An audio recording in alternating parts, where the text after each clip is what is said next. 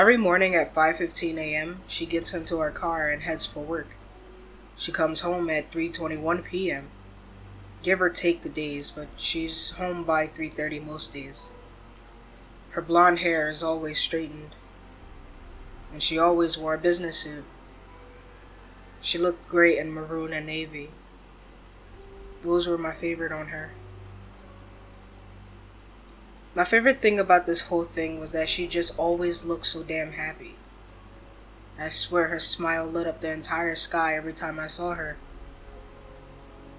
I was always happy to see her even though we'd never actually spoken. She would sometimes bring over guys.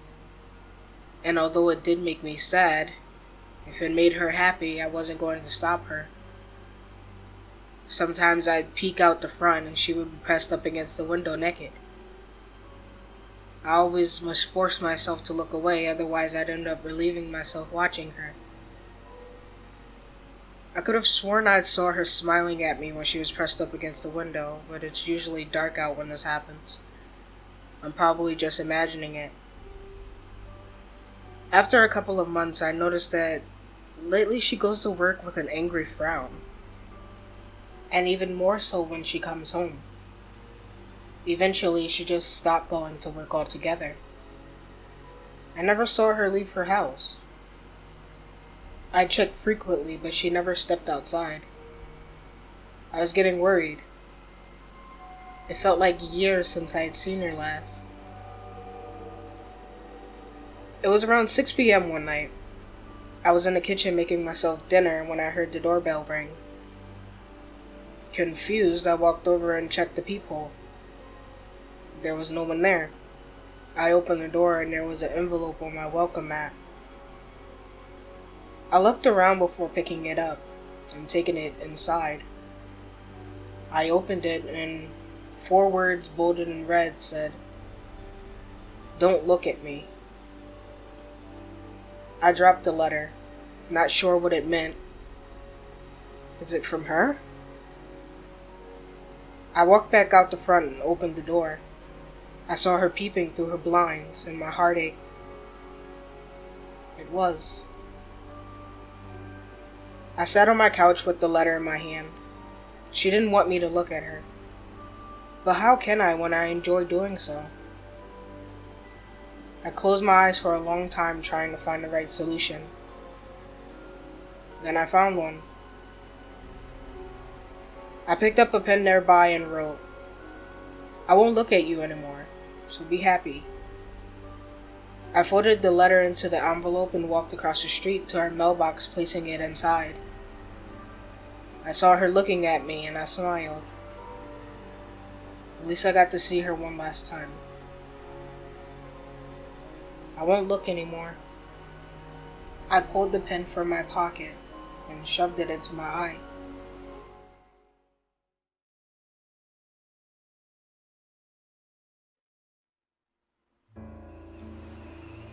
Ever since my wife died, I've had the same dream over and over again. I'm clinging at the edge of a cliff. Looking down, I can see the ocean. The dark, rolling waves of water are like claws beckoning me to relieve the aching in my fingers and to let go. I can see my wife walking away from me. I call out at her, hoping that she'll hear me and help me out.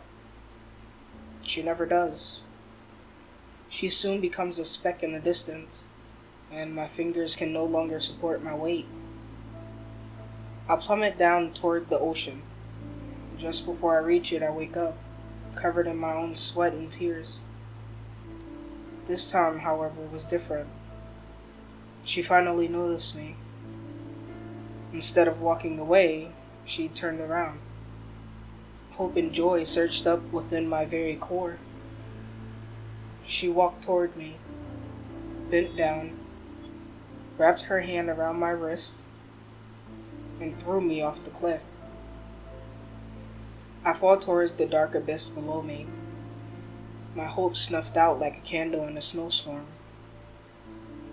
As the sea rushes closer and closer, I prepare to wake up. I don't. I'm instantly surrounded by cold water. Bubbles swirl around me. I try to kick my way to the surface, but I can't move. The darkness slowly closes in as I sneak toward the seemingly non-existent bottom. No, please. I I didn't I didn't mean to. It was an accident. I didn't mean to kill her. It wasn't my fault. Ever since my wife died, I've had the same dream over and over again.